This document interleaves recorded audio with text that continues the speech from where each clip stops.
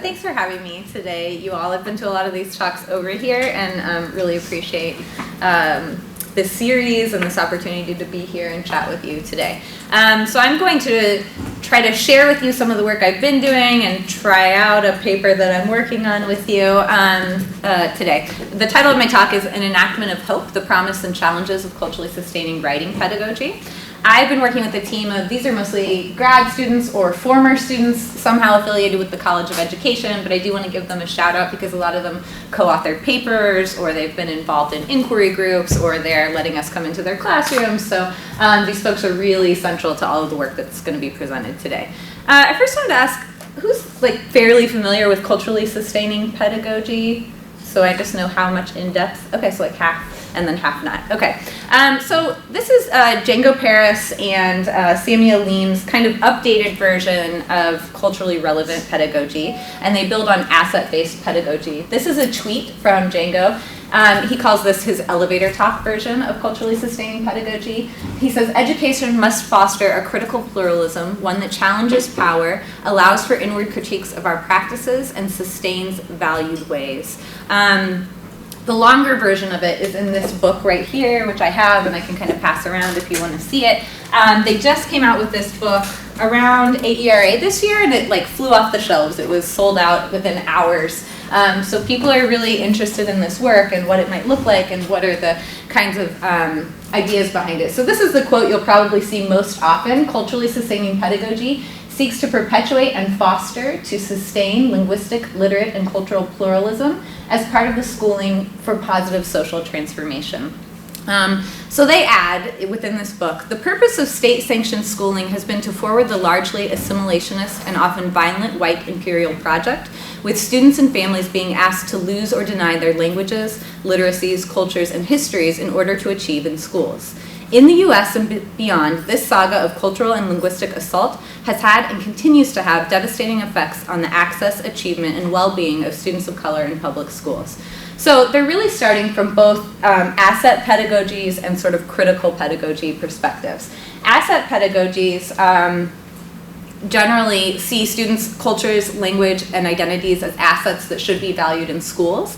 But how they sort of problematize and extend that is they say, for what purposes and with what outcomes. So instead of saying it's to assimilate you into the kind of the dominant norms, they're saying we should be pushing back on why those are dominant norms in the first place. We should be working to encourage kind of the practices that kids and sustain and perpetuate them, rather than use them in service of kind of more dominant literate and linguistic norms.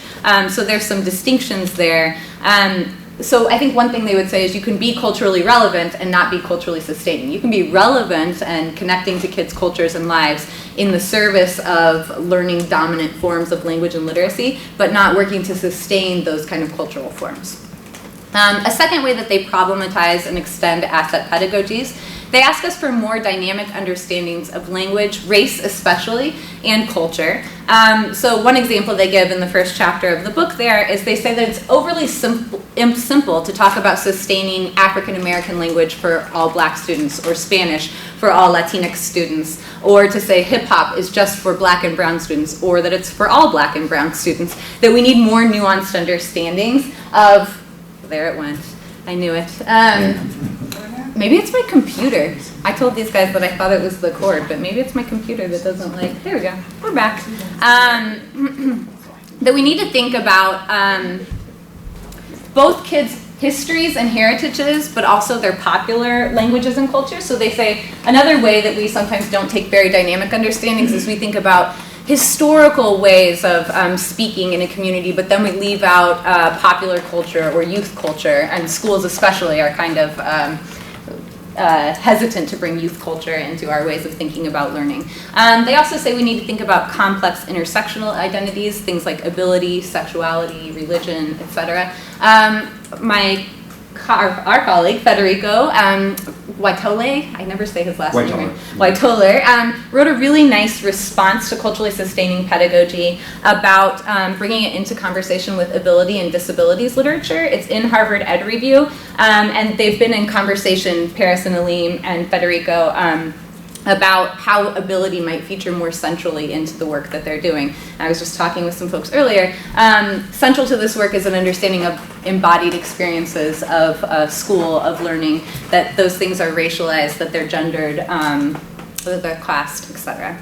And the last kind of point that they make, the third point, the way they want to add to asset pedagogies as they exist, is to encourage really critical reflexivity. So they want to encourage us not to just say everything's great about all aspects of culture, but to problematize problematic aspects as well. So for example, instead of just saying like we should always use hip hop to look at the misogyny that's embedded in some of those cultural, or in youth culture, right? So both what's good about it and what maybe is less good about it and should be problematic. Boehmer, I sent this piece along, it's a short piece from Language Arts. Randy Boehmer writes about how we might think about culturally sustaining pedagogy in relation to English language arts pedagogy.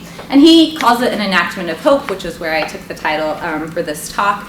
He says that it might help us fracture the cultural monolith that schooling usually becomes to allow for more forms of excellence, more pie beauty, and more pathways to well-being for our students. So I'm going to ground some conceptual arguments. I'm going to think about the writing curriculum specifically today with some empirical data that I've been collecting in the last couple of years. So first, to kind of kick off some work around culturally sustaining English language arts pedagogy, I interviewed a series of 9 teachers who were identified by faculty in the College of Education as doing culturally relevant sorts of work.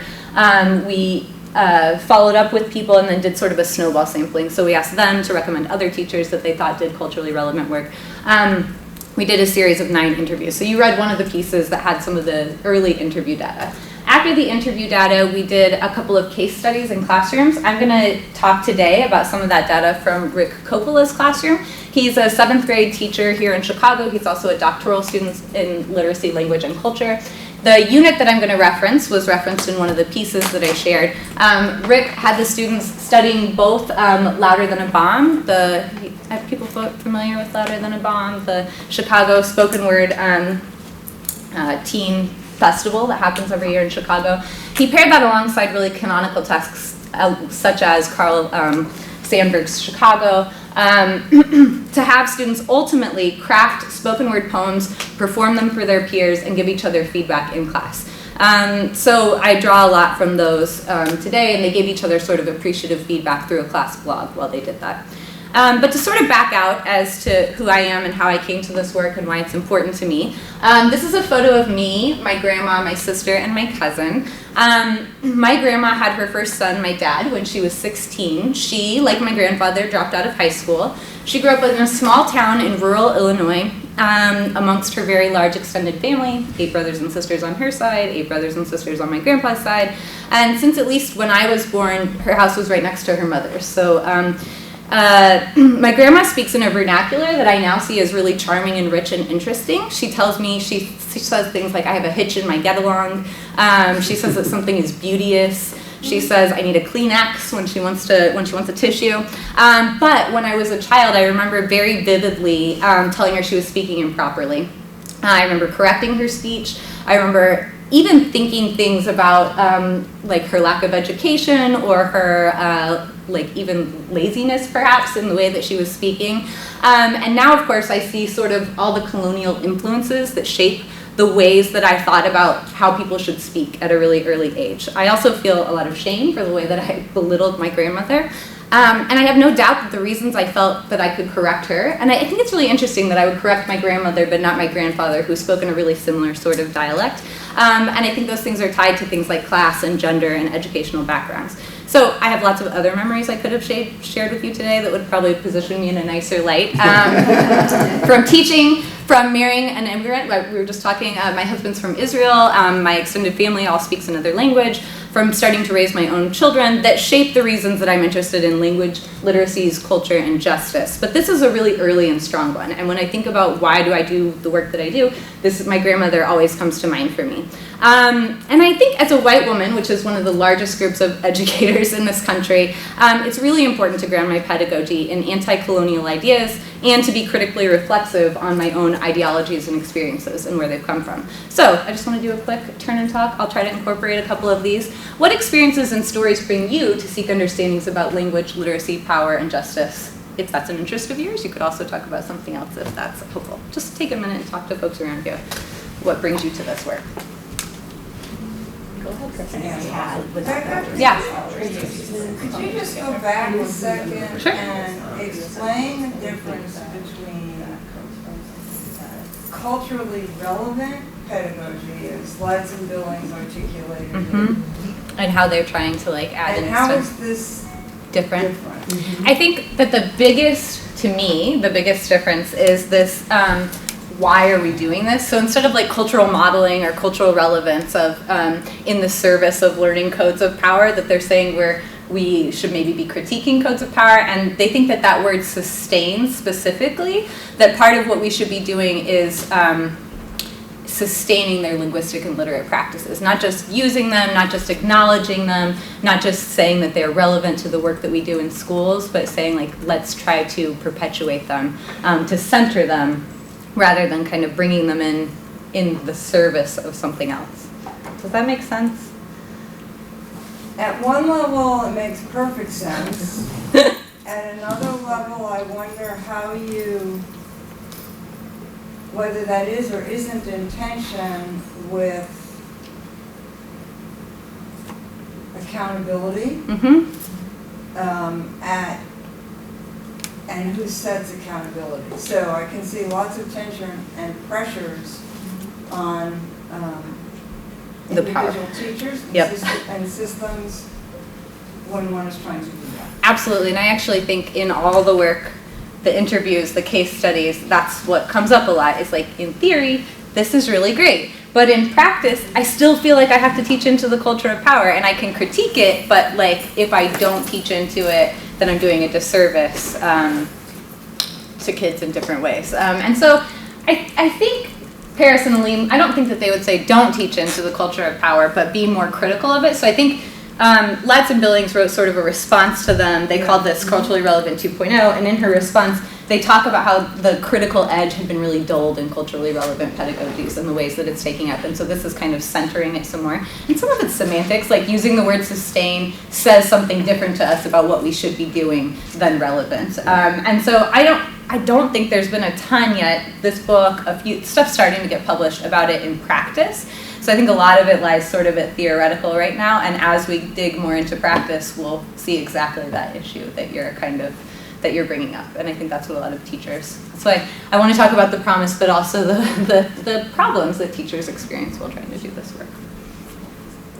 Let's see. So a lot of Paris and Alim's work talks about how we need to fundamentally shift teaching and learning, sort of generally. And I'm certainly interested in that kind of work, but I'm especially interested in writing pedagogy. So I think that Randy Bomer piece that I shared with you captured some nice ideas about how this work might apply to ELA and writing more specifically. And in this sense, I think, Susan, it reminds me of cultural modeling. Like, we're thinking about the disciplinary aspects of literacy and trying to think about how these things work together. I think it feels very similar in some ways to the cultural modeling stuff that I've seen Carol Lee do. So Randy writes, though literacy education and education are both responsive to culture, the problem is whose culture? We know that it has rarely been responsive to that of students from culture that differ from the white stream. For that matter, English class has not always been responsive to youth culture of any kind. Rather, the subject, English, often imposes on young people is the culture, values, practices, and thinking of an adult culture already in the process of becoming a past culture. English disciplines. And it disciplines most severely and most subtractively those students who bring the richness of communities of color, of linguistic diversity, of repertoires of practice that could expand everyone's, even the teacher's, social and linguistic resources. There is an inescapable agenda in traditional English language arts to replace students' language patterns, aesthetic tastes, literacy practices, and composing practices with those of a dominating culture. So I always, with my undergrads, use examples of the canon, use examples of the ways we correct grammar on writing papers. Where syntactic patterns differ, they are taken as errors that need to be replaced with correctness. Neologisms are taken as slang and banned from the premises. If a student responds to lyrics in emerging musical idioms, those are preferences that need to be replaced with forms of poetry that their teacher views as possessing high literary merit. A student who has a practice of keeping a friendship notebook with a close friend and that practice is brushed aside, counted irrelevant in the focus on writing and in response to prompt for a judging audience. The teacher of English language arts can be, at its worst, an enforcement of whiteness, a staunch insistence that all students comply and bend their affiliations to a culture not their own. But such a colonizing agenda does not work, and it is not ethical. So let's do one more turn and talk. Do you recall any English language arts instruction from your own education that fits this to some extent? How so? Sort of like I'm I'm going to bring us back together. I just heard an example. Say that. They got a manuscript review back, and the manuscripts that don't include personal examples in your in the ways that you write. So like it's alive and well in academia in the ways we do writing for sure, which is some of the things I'm going to talk about today. Hopefully, I overplanned time, so we probably won't get to everything. I'll just cut as we get to the end here. But you're doing great at being relaxed about it, which is awesome. No, I'm fine with cutting anything if we're having good conversation. So this is a chart from Randy's piece about what are examples of more culturally colonizing all the way over to more culturally sustaining. So for example, in a really culturally colonizing sort of way, we might look at a very prescriptive grammar of this is the way that you should do grammar. In a more culturally sustaining way, we might analyze language as an instance of power, valuing of heritage language, and flexible languaging practices. I keep joking with people that Randy scooped me and published this before I could, because I was trying to work on a similar paper of this variety. But I'm going to take sort of a similar lens today to think about some of the disciplinary aspects of writing. So things like grammar, things like audience, things like text type. Think about what are the kind of colonial norms that are embedded in it, either explicitly or implicitly, and then use some empirical examples to show some of the ways teachers tried to deal with this in the classrooms or interviews that I've been working with, what seemed promising about those and what also seemed like challenges to them. So this is some work that I had done with Sarah McCarthy at Urbana. We worked with 20 teachers and we kind of analyzed the discourses that were informing their instruction. And of the 20 teachers, what I want to point out here, a critical sort of discourse was not an influential kind of thing that you could see in their pedagogy. So they weren't thinking about things like power. A lot of them had sociocultural sorts of aspects to their, and a lot of them use, if you're familiar with the kind of elementary writing curriculum, they use things ranging from Lucy Calkins' reading and writing curriculum to kind of Basil's with workbooks and sheets. And most of them didn't really bring kind of a critical focus and analysis of power sort of to their work on writing instruction. So overall, I think there is a need to think about writing curriculum in more critical, more political sorts of ways, especially at the elementary level. However, writing historically has been kind of undervalued in both teacher preparation and in professional development. It's not tested, so it's not taught kind of thing. Even around Chicago, kind of what's happening in writing instruction is really variable when you see more cohesive sort of things happening in reading instruction. So one reason I think that we should be thinking about this is in our really kind of high accountability era, teachers tend to be less likely to contest their curricula. And if we know none of the curricula have sort of critical elements embedded in them, then we have to be thinking about how can we bring the critical edge, if it's not in the curriculum that they're coming to, what that might look like. There it goes again. It's my computer. It's fine. We'll fix it. So what I have been trying to do is unpack codes of power in the writing curriculum. I draw that idea from Lisa Delpit, who says that we have to look at the culture of power and what are the dominant norms of interaction. And I've been thinking about that specifically in relation to the writing curriculum. So she says a culture of power is the values, beliefs, and ways of acting and interacting that unfairly elevate certain people, white, English dominant, upper class, male, heterosexual, to have more control in society than others. Just do like a really quick turn and talk. What can you imagine as some codes of power in the writing curriculum? Can you imagine any? Yeah. So writing as a discipline has lots of explicit but often really implicit sorts of codes and rules for participating in the culture of power. So for example, it's my colleagues. So for example, I'll get you back, don't worry. It's the white So for example, our rules about what proper grammar looks like, our rules about what's standard. I heard the 5-paragraph essay invoked in the back there. So explicitly unpacking and examining such codes within the writing curriculum might support us as teachers to take up more kind of socio-political dimensions of CSP within our writing. So what I'm doing is I'm thinking about text type. I'm thinking about how it tends to be instantiated in a writing curriculum, and then trying to unpack what are some of the kind of colonial norms in there, and then showcasing some examples to you. So I'm going to think with text type. So the Common Core state standards place a particular emphasis on argument as one kind of text type that's critical to college and career emphasis.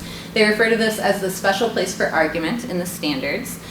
This is consistent with NAEP. They say that the overwhelming focus of writing throughout high school should be on arguments and informative explanatory text. In other words, argument counts the most.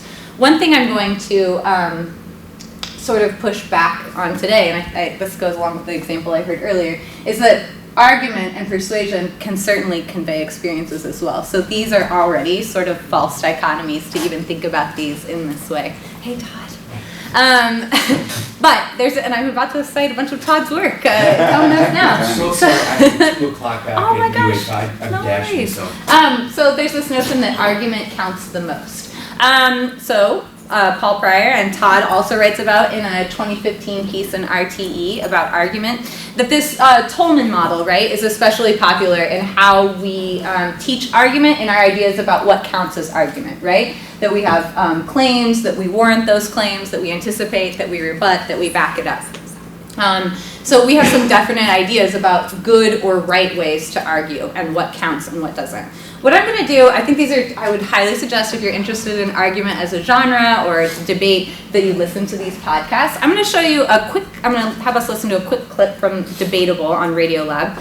This is a story about Ryan Walsh, a queer black first-generation college student from Kansas City, Missouri.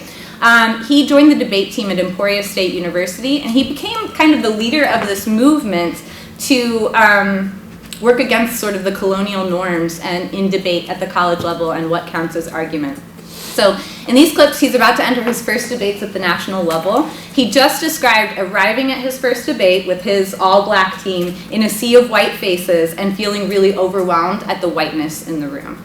So he's going to talk about the style of debate at that level. And making things even more awkward and more uncomfortable is that when the debates actually got going, and this is particularly true at the national level, this is what debate sounds like. This event also turns back Baltim's position on my editor to get to causes global nuclear war and escalation if there's a backlash.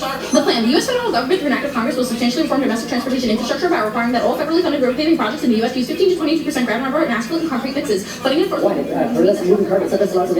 this? Is this like sped up or something? No, this is what debate sounds like today. Like they sort of speed read. Well, the goal of speed reading, or spreading, if you will, is to get more arguments out. the U.S. highway road infrastructure has an urgent requirement for fairness.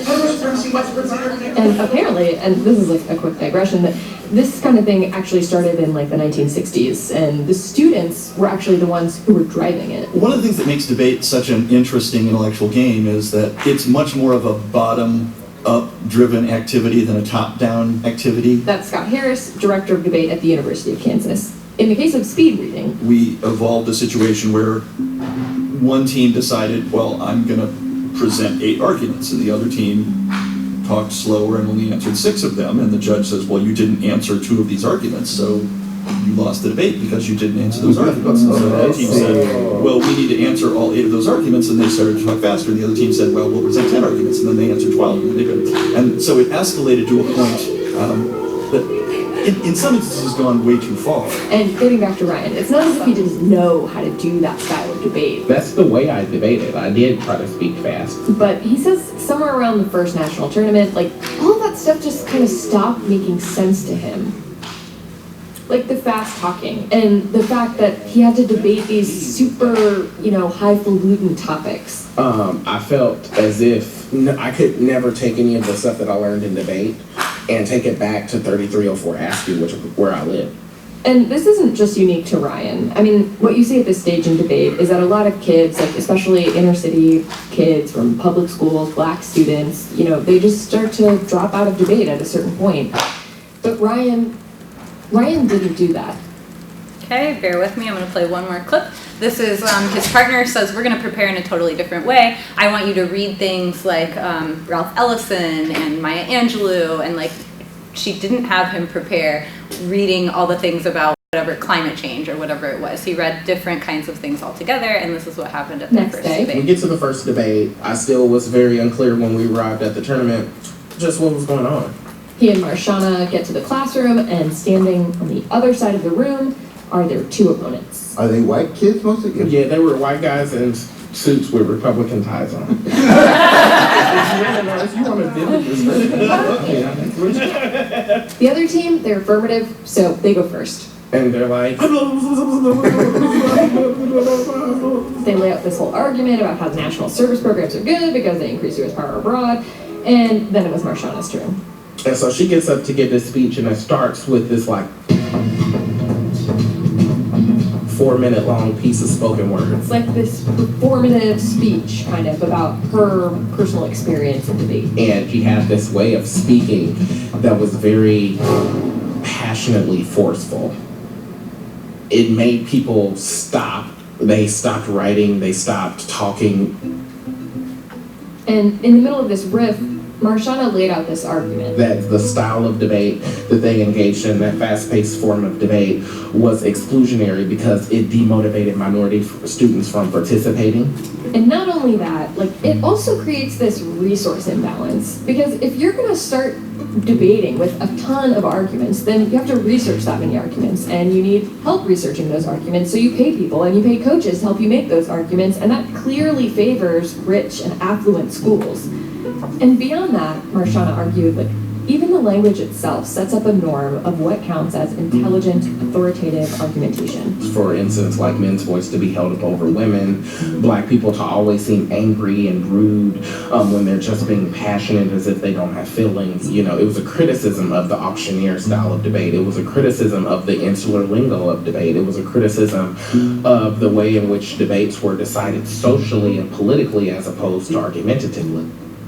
So Ryan takes this all the way to the end of the national conference eventually, and you should listen if you want to hear more.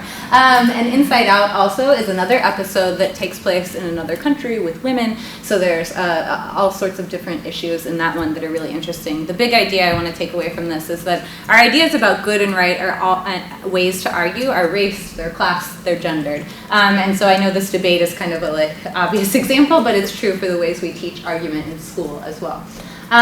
So this is drawing from Todd's work. I have in English Ed here and in the back of the room here. He talks about how argument skills can support democratic participation. They can help students understand differing perspectives, and that those are important and worthy goals of writing instruction, but that an overemphasis on argument could ignore cultural and linguistic diversity and preferences. So he says maybe we're asking the wrong questions about teaching argument writing.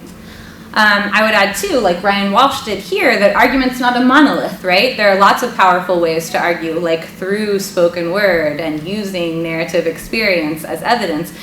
We just need to value them more and to make explicit where those norms come from and push on them, in addition to, as Susan was saying, possibly learning into them.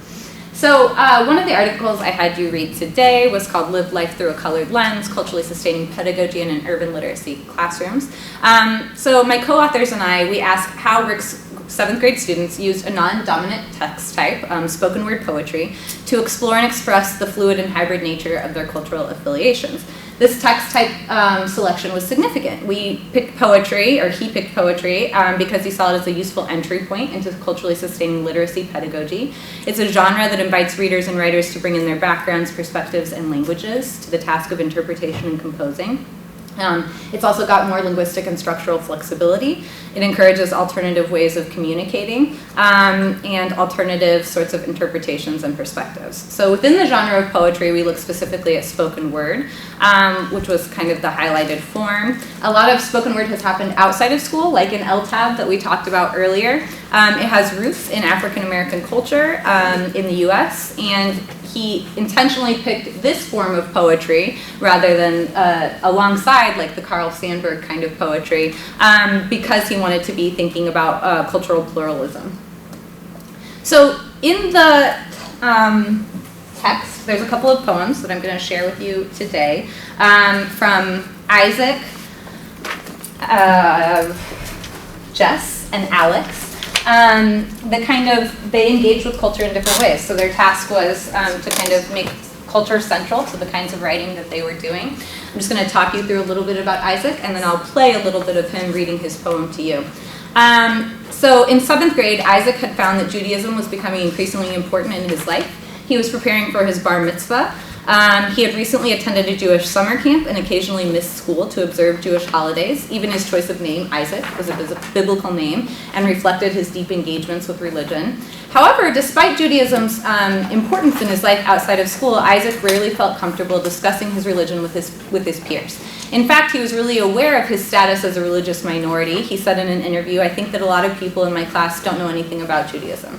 Throughout the course of the unit, he recognized that he could use poetry to explore Judaism and to teach his peers about how it's important in his life. In several of his poems, he played with exploring Jewish culture and with linguistic structures like translation and transliteration across English, Hebrew, and Yiddish. He uses all three in this poem. At the beginning of the unit, he did this in really quiet, subtle ways, and by the end, he was kind of fully playing with language in his text. So I'm just going to play you just a small bit, and I wish you could see Isaac doing this. He had matzah with him. He was like fully dressed in full attire to kind of give this a performance. Some of you, as my friends, or at least not my enemies, will notice that on some days the sun comes up and I am not at school. The more observant, or perhaps the more friendly to me, may know that on that day is a holy day. I cannot be at school because I am at show, davening and laughing and eating special, not always delicious foods, like on Pesach. Matzah is like eating really, really old stale bread that is actually made in under 18 minutes. He cracks the matzah here while he's doing it. We eat it anyway and try not to gag. Sunday, Hebrew school. Early morning teachers and students who are not alive until noon, discussing the intricacies of Torah and Mishnah, and people being covered in sheep. They know I know their secret, but they trust me anyway. We all eventually must have one, a bar mitzvah, which I'm sure you all know means son of the commandments, in a weird Aramaic and Hebrew mix. Every week I practice Torah, Haftarah, davening. It's a lot of work, but this is important. Pause right here. That's just to give you a sense of sort of Isaac's work in this unit. I'm going to turn to another student, Jess. Jess kind of took a different aspect to this. She was an Indian student, and she often wrote about sort of her ethnic culture in a lot of poems. She didn't for her final spoken word poem. Instead, she wrote about Chicago culture and sort of her insider as a Chicagoan, and she talked about this a lot throughout the unit. So she, at the time this was happening, Donald Trump was coming to give his speech at UIC right around this time. She wrote her final poem about the speech and the kind of protests that were happening and protests in 1968. She was a little social activist. She was highly involved in all this kind of work, and she wanted to position. She said that she read a Chicago Tribune article and she started to find that she was taking the side of protesters, and she really felt that when the Trump rally happened, she just had to write about it. And she talked a lot about how people don't understand us. They think something about us in Chicago. The sentiment you hear a lot of kids talk about the way that Chicago is positioned in the national sort of discourse and the way she felt about Chicago as a Chicagoan. So I'll play just a bit of Jess. Let me paint a picture for you. August 1968, Chicago, Illinois. People stood up for what they believe in. They stood tall and proud the way that they should, protesting against the terrifying way the country was run, going against war and fighting for peace. March 2016, Chicago, Illinois. People stood up for what they believe in. They stand tall and proud the way that they should, protesting against the terrifying way the country may someday be run. They are going against war and fighting for peace. And both times, the police, the people who are supposed to be the just law enforcement, the ones keeping us safe, they attacked brutally, causing damage to people's bodies and spirits. The new 1984, the world is going insane. Those who should protect those who can't protect themselves aren't doing that. In fact, they're hurting others, attacking people of all races, genders, sexualities, and professions, as if just because Chicago is so diverse, it's okay, because half the people don't seem to matter. So I would actually argue embedded within Jess's poem are lots of pretty strong arguments. So they're not mutually exclusive, spoken word and argument as text types. Although the kids actually positioned, I'll talk about this in a little bit, but they positioned poetry as a less rigorous, more alternative form versus something like essay writing. So in the challenges of this kind of work. The last student, Alex, she was a black student, new to the class. She had always felt kind of out of place. She was a writer. She had engaged she'd won a spoken word competition at her elementary school previously, but she really didn't see herself as part of the culture. After this, though, she felt like she was more centrally part of the group. After she performed this poem, she of all the poems, it really felt like you were at an LTAB performance, like her expression, the way she moved, the way she spoke. So at the end of this poem, which was about her aunt dying, I'd say half the class was kind of in tears, crying. When we asked them at the end of the unit who impacted you, 19 of the 29 students said that Alex inspired them as a poet. She said it's really nice to know that I can inspire someone because usually it's the other way around. This is the first time I've been told that I'm an inspiration.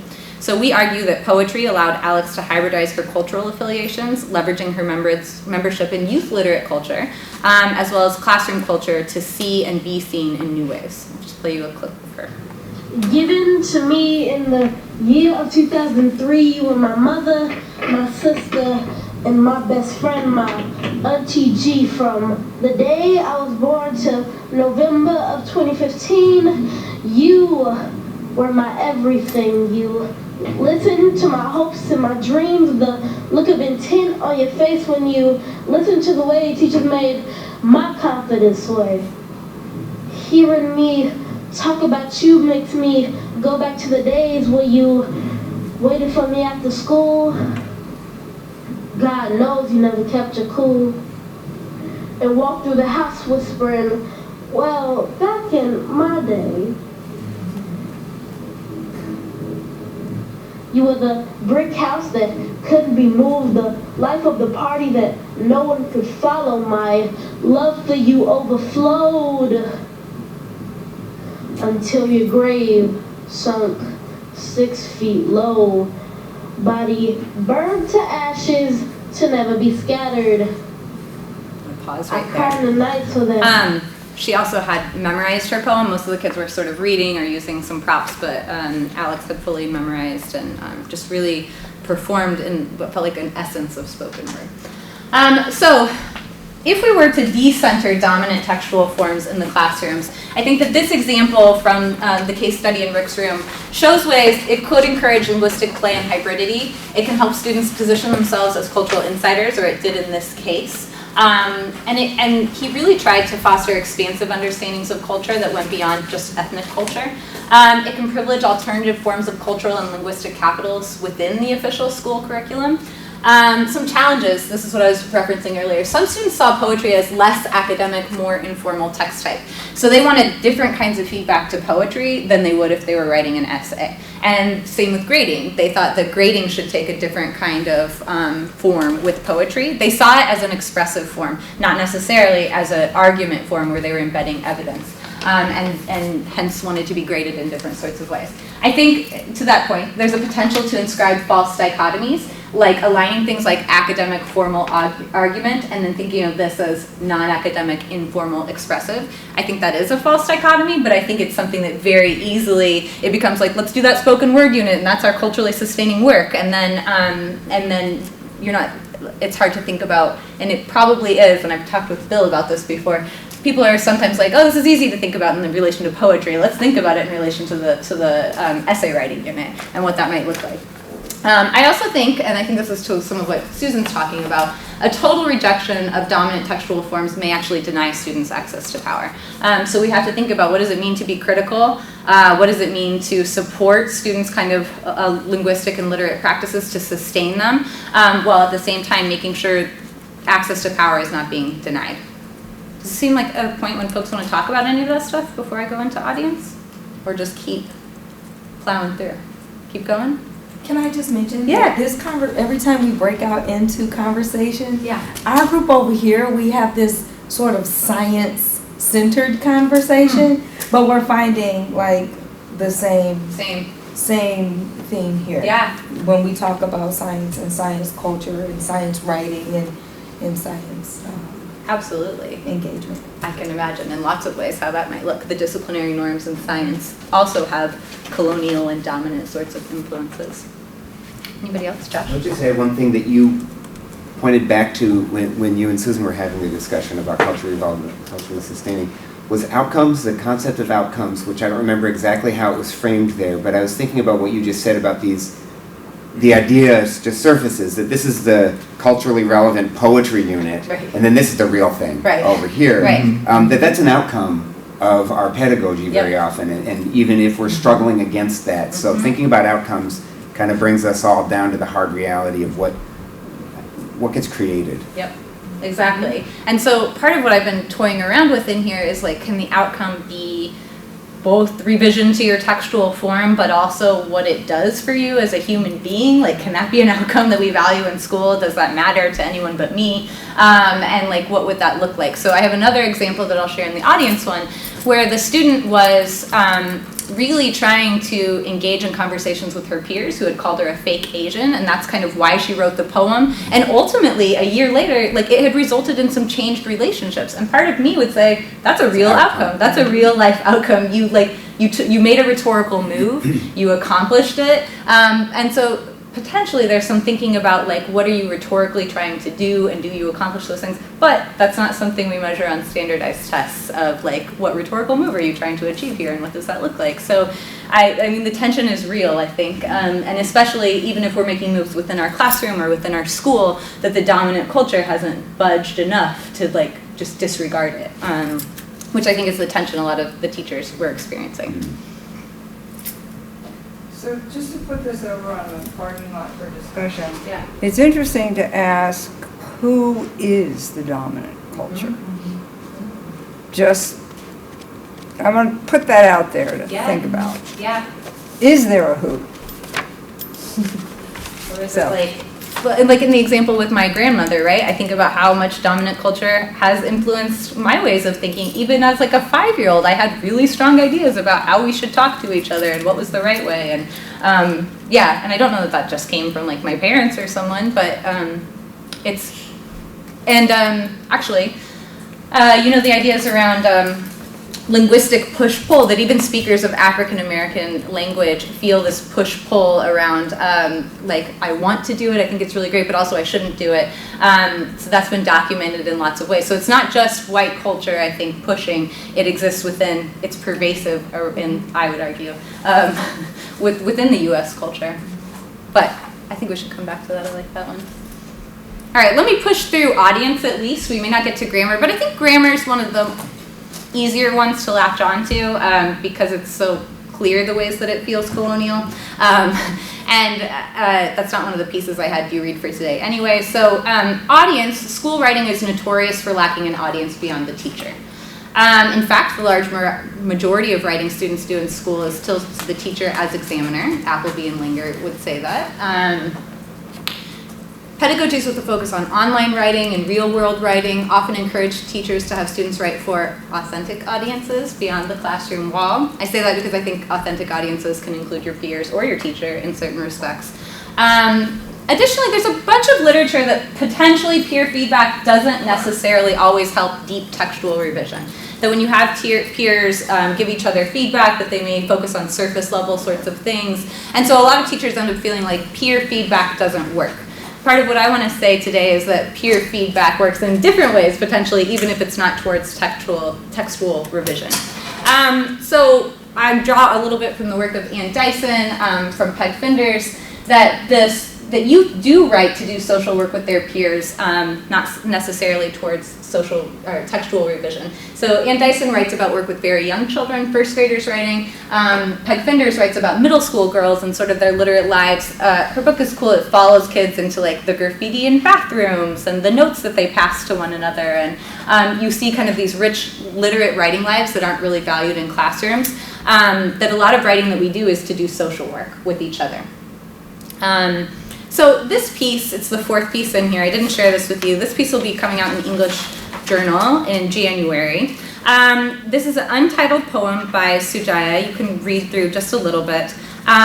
She talks about how she's sick of being called a fake Asian and all the racist comments coming her way. I'm sick of hearing it's just a joke and calm down because it's not a joke. I thought I left this problem long ago when I was done hearing no offense when it was clearly offensive.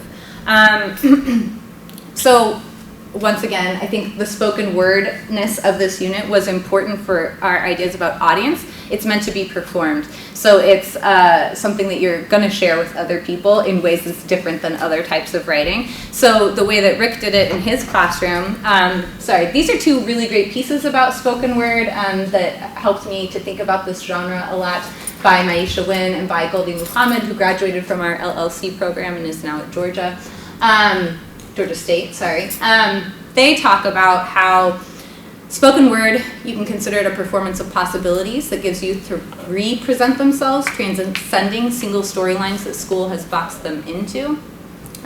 Spoken word also dismantles the traditional power dynamics of poetry reading that demands reverence from a passive audience. If you've gone to LTAB or any of these things, it's more than just sitting there listening to the poet. It's not like at a bookstore. It's active, and the audience can actually shut you down if you're not performing sort of in a way that feels meaningful to them. So it's a really audience-driven sort of form in a way that I think is important. So we asked Sujaya, after reading her poem towards the end, about why she wrote about being fake Asian, what she was trying to do with this work, and she said, so the researcher, the issue of race, bless you, and racism came up in your poem, and you mentioned that sometimes people call you a fake Asian. Can you tell me what it's like to write about that personal experience of your identity? She said, it made me upset because I have a lot of Asians in our class and I'm Indian, but people don't think I'm Asian because they think Asians are more like Chinese or Korean, and they tease me a bit. The researcher said, people in this class, mostly just 2 kids, but they would tease me about it. I didn't like it. I tried to say stop, but they wouldn't stop. They thought it was a joke. They didn't know I was hurting, that they were hurting me. It's hard because I wanted to say it, and then I thought, well, if I read this poem out loud, maybe they'd say something else about it, but I just decided to write it. So this is where the audience came really centrally to me as something of interest. This gave her an opportunity to say something to her peers in a way that she couldn't do in person, and that she probably wouldn't have done if this were a different kind of writing assignment that hadn't asked her to perform.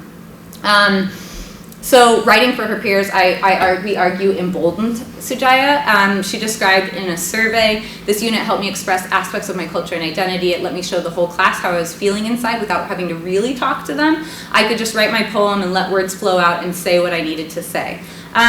So we argue that although peers are sometimes discounted as authentic audiences in considerations of real-world writing, so there's this push to real-world writing, like let's write things that you would write in a discipline, let's write things that matter in the world, that this did matter in her world, like kind of significantly. And other students in the class did similar kind of work. So one student, Amina, wrote about her religion, Islam, in reaction to a classmate who had characterized Muslims as terrorists earlier in the year. Miguel talked about, he created an alter ego named Jefferson that he wrote about in all of his poems to talk back to the ways classmates critiqued his personality. Another student, Sierra, built her poem around hurtful words that had been leveraged to her by peers. So things like, no offense, but I don't think you're pretty, or your teeth are so yellow, those figured into her poem and the ways that she wrote and why she wrote. So I think that this gave us a glimpse into what Ped calls the literate underlife of the classroom, finding out about their rhetorical intentions. So these interviews after writing were really important to figure out. We wouldn't have known what they were trying to do or that they were trying to talk to people had we not had these conversations with them. And even Rick didn't know in most of the cases that this was going on. So it wasn't, with teachers and researchers in the room, we didn't know the social dynamics until we asked them about the social dynamics. However, she told us, when I performed the poem, I just kind of faced down looking at the paper. I didn't want to see them. But my friend told me that the person who was saying it looked shocked. What made me mad was that they didn't even apologize for it. I thought maybe they would have at least said sorry. I was looking at their specific comments on the blog, and no one really said, I'm sorry. And they didn't tell me personally either. So it didn't necessarily lead to the change that she had hoped. However, when we talked to her a year later, she said, they don't say it anymore. No one says it anymore. I hope the poem had something to do with that. A few of my other friends who were Indian also confronted them, and they had more people coming and telling them it wasn't okay. So this is back to my argument around what are we trying to do here. potentially this social work of writing is as important as if she had engaged in deep textual revision that had like led to a very poetic looking poem, right? That this is an outcome of writing potentially that we could consider. So if we do center teacher as the primary audience, some potential from this example, some students engage with their peer audiences in really authentic and critical ways. It supported a more rhetorical understanding, helping students to write and share with intention and purpose. But a challenge is it's unclear if and how the peer audience improved the quality of writing, which is maybe the marker for how you're going to participate in society. And we didn't really look at that, and we haven't really looked at that. So it's something I think we definitely need to take up. I think it's a question we're going to continue to get asked about writing. How's the writing changing? How do you know? How's it improving? Anybody want to stop and talk now? Should I keep pushing through? Yeah. So what strikes me about this is really interesting, but I was just writing this out. This is a very diverse community that you're capturing here, right? So in some ways it lends itself to examining the power structures and the differences that might exist. What happens when the norms and the power structures are all that exist within the area? So Absolutely. Unfortunately, I grew up in that area. Right? Like I grew up in that community. And it wasn't until I went to college that I had that outside exposure. So I'm curious if you have any thoughts about. Absolutely. And I think too, to the same kind of question, we've been thinking about things like when the teacher and students have a real mismatch. One thing I've been working on is not to assume just because the students are all the same race that they have the same experiences. And so like trying to actually let the students tell those stories, and maybe within those there are students who are really outspoken and critical and have kind of a varied history and background. So that's been one thing we've been talking. So I've been working with this group of educators. We've done an inquiry group together. We read about this, we talk about it, we design units, and we've been talking about like not making assumptions. Same thing, like let's not just assume everybody here likes hip hop, and what does that look like? So letting students lead the conversation more. But I think it is really hard if you're in an area or a place where folks are really steeped in the culture of power. And in fact, if you guys go to the comments for that Ryan Walsh podcast, all of them are like, this is ridiculous. It's not fair of him to change the rules. Like, he's not being fair. He shouldn't be changing these rules. I assume it's written by mostly like upper middle class white folks who participate in debate. And so I can imagine similar sorts of responses, right? If you're trying to critically push in ways that folks aren't ready for or don't have experience with. I don't have an answer. I haven't been in classrooms like that, but I definitely, but then again, the teacher and student mismatch too, I could see being, and something to think about. One of the, I'm going to get to implications in a little bit here. Valerie Kinloch in her chapter in that book that I passed around talks about part of what she thinks is really important is having teachers who are committed to this work, who believe in it, who want to try it. And again, we don't really have enough information about, that was not a quick scroll, so that was a silly thing to do. Learning depends on students' relationships with adults who understand the value of culturally sustaining pedagogy. And so part of what we first have to do is help educators understand what it is, what's the value of it, what might it look like, and I think the actual school-embedded practices are going to be so complex and complicated and hard and different at different settings and with different people. And so that's actually, this is great. One of the things I was going to say is, as educators, we need to understand what it is, see its value. We need to deeply theorize it in relation to content and disciplinary areas, and we need to see the value of moving theory to practice in real-world applications and really engaging with the tensions that teachers are experiencing. I will back up and just show you a couple of tensions related to grammar because I haven't shown a lot of tensions yet. Anybody else, though, want to chime in? Yeah.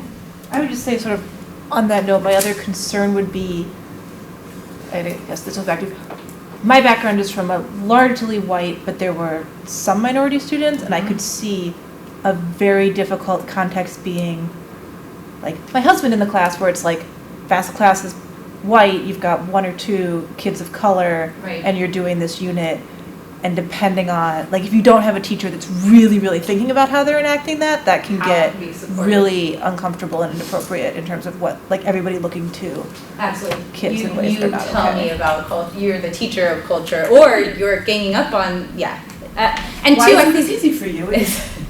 exactly. And I think that, which I kind of skirt around in here, part of this is the culture that Rick created in his classrooms that supported this for students to even take up this invitation, that they would, I don't think they would do this in other classes with other people. And the students had known each other for a long time at this school. They'd kind of like, most of them had been together for a few years and kind of had some time and space with each other. But yeah, absolutely. Well, and the whole issue of trust is so, I mean, that's probably the most critical element in this. Absolutely. And those kids really trust their teacher to be able to put forth such honesty. And he trusts them. Yeah. It's that back and forth Yes, trust. it is. Yeah. Yes. I'm gonna fly through some of the grammar stuff, but basically, so here's an example from Ann Dyson and Geneva Smitherman's work. There's a piece of writing. I just want to talk about kind of the implications of deficit ideologies for how we even impact the students, or not even deficit, but when we don't know about language and language difference, how we may interact with kids in ways that shut them down instead of open up to their languages. So Tiana has written, Miss K is the best teacher. She's nice, but if you be bad. And the teacher really hones in this if you be bad thing. So the teacher, Mrs. K, says, Mrs. K is the best teacher. She's nice. Oh, nice try. Tiana says, oh, Lord. Close. You have the first two letters. Any other ideas about what letter might make the S sound? C. Good job. A lot of IRE kind of pattern going on here. She is nice, but if you be bad. Let's listen to how that sounds. Do you think that sounds right? But if you be bad, can you say what a different way may be? Can you say it in a different way? Nothing from Tiana. If you, what about if you are bad? I think this is an instance where it does sound right to Tiana, and in fact, according to African American language, that is a proper structure. The teacher, probably not having an understanding of African American language, is also operating under what sounds right to her. So there's something here about just knowing about language difference and difference in rules that can be helpful for interacting in ways with students that feel sort of sustaining. But that's a lot of work to learn different rules of different sorts of grammars and what those may look like. So I would argue, what were you going? Well, and like in terms of the actual meaning, like if you are bad is actually a different meaning than because if you be bad is like if you're Always behaving bad. badly on a regular basis, as opposed to if you are like. Yeah, and this example, the teacher who doesn't know those rules is actually like pushing something that doesn't even make sense to Tiana, probably. Extra levels of confused, it's not even. But that term, does that sound right, is one that early elementary teachers will use all the time with kids. And so part of this is just to say some Englishes do sound right, more right or correct to you, probably. And you may think that they are more right or correct to you. So that's kind of the dominant or colonial sort of influence, right, within language broadly, but writing more specifically. This especially comes out in writing. I know Susan's thought about this before too, as opposed to speaking, right? People think that writing needs to be more formal, you follow more rules of dominant American English. So another point I want to put here, just as an aside, the ways that we've traditionally taught dominant American English grammar are not really usually highly effective with students.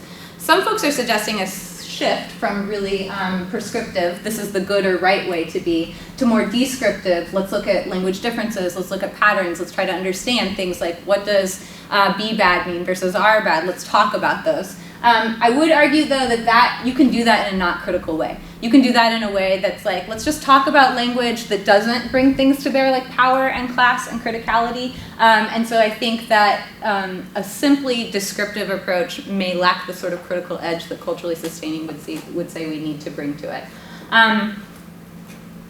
I'm going to pass this. Kenna Garaja, who writes a lot about translanguaging, argues that it is still very important for multilingual students to learn the rules and discursive practices that they want to be heard in, but also to learn how to resist and rewrite the rules, norms, or values to serve their interests by meshing the rules. So I think maybe, Susan, that gets at what we were talking about earlier. It's about resisting and rewriting alongside of learning new things.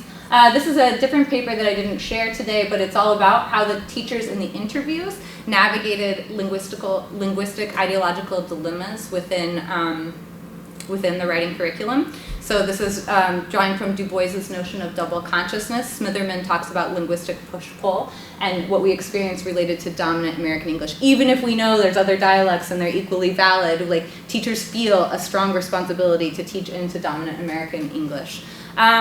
So I'll just pass through to the first dilemma that they experienced, a perception of greater linguistic flexibility in speech than in writing. So this is from Megan. The topic this week was formal and informal language, and we came up with ideas like, how would you say good morning, Miss Roberts, and how would you say it if it was informal? And they'd be like, what's up? And we also went into Spanish. What are some things you would say in Spanish, more academically, that you'd say in school? Maybe they sound different than what you say when you talk with your friends. So she talked about things like linguistic varieties, about situational appropriateness in both English and Spanish. But when she talked about writing, she was a lot more prescriptive. She recounted an example of how when her students write, she floats around the classroom and corrects kind of what they're writing with. So she had kind of a different stance towards speech than writing. Elizabeth said, I can use different forms of speech when they're talking, using slang terms that they like. I'll show them how they derive from the proper English, trying to get them to use the correct forms as much as possible, but then letting them know in certain situations when they're at home or relaxed to use these forms of speech. I argue this is, CCSS talks about appropriateness, and they talk about things like formal and informal settings. There's a lot of pushback in the languaging literature that we shouldn't say like formal speech happens here and informal speech happens here. And that even embedded in this are these ideas about proper and standard, that there's one that's more valued over others for academic worlds, and the translanguaging literature would say we should be pushing on that, those kind of false dichotomies. Jeremy says, I think he kind of sums up what a lot of the teachers tended to say. I'm not the teacher who corrects grammar and speech, but how they speak and how they write are kind of different. So these teachers tended to permit the use of marginalized grammars in student speech, which they thought was flexible and fluid, but not in writing, which they perceived as formal and standard. However, I think this is kind of a false dichotomy between oral and written language. The kind of translanguaging literature would talk about how we need to be increasingly hybrid and flexible, draw on multiple languages, grammars, and modalities across both of those kinds of things. Dilemma 2. The teachers have this sense that a focus on grammar inhibits communication. Greg said, you want to realize that writing is about communicating and sending messages to someone. You talk with colleagues, all you hear is they don't know how to write a sentence, they don't know how to use a period. And it's this intense focus on sentence structure. It's like that whole idea of giving kids back a red marked up paper, it's just shutting them down. So we heard this again and again. I value ideas, I teach through ideas and how to formulate ideas, but not grammar. I don't teach grammar. I don't want them to be in a place where I'm ignoring the bigger picture, and the bigger picture is what you're trying to say rather than how you say it. So they differed. Greg taught grammar to his students. Jamie made an intentional decision not to. And like a lot of the teachers expressed this idea that really focusing on grammar can inhibit the ways that students communicate with each other. The third dilemma that I wanted to bring up is about an apprehension about whether grammar instruction is empowering or marginalizing to linguistically minoritized students. Jeremy says, I never want to belittle their home language, but at the same time, I don't want to do them a disservice by saying it's okay to speak this way in these settings. Unfortunately, you will be judged by the ways you use grammar. And Rick says, it's the idea that there's a discourse of power and privilege in society. There's a tension that we have to have this appropriate language to the best of our ability in the classroom, because that's what we're charged to do, right? This is a formal learning environment.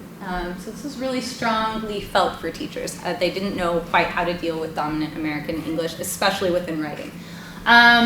So there's promise. Teachers can attempt some descriptive approaches to grammar, drawing attention to how race, class, and culture matter in our ideas about good and proper language.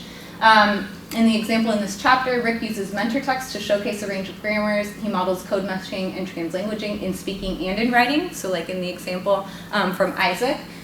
Consider their evaluation, reconsider evaluation and assessment practices, but some challenges. They experience a lot of linguistic ideological dilemmas around this. Descriptive approaches could be implemented without a critical lens that attends to race and class. And a total rejection of dominant American English may ultimately deny students access to power. So kind of my quick closing. I try to take you through 3 aspects of the writing curriculum, think about what's kind of the colonizing aspects of them, give you some examples from research of ways that I've seen teachers try to think about culturally sustaining or towards culturally sustaining sort of work. I showed you this quote earlier from Valerie Kinlock. She talks about that we need to think about this in relation to how we set up space, how we design curriculum, how we listen, interact, and respond with students, and that part of what really matters is about understanding the value of CSB. I kind of spoke to you about how I think we could move beyond. We need to do that, but we need to do other things as well.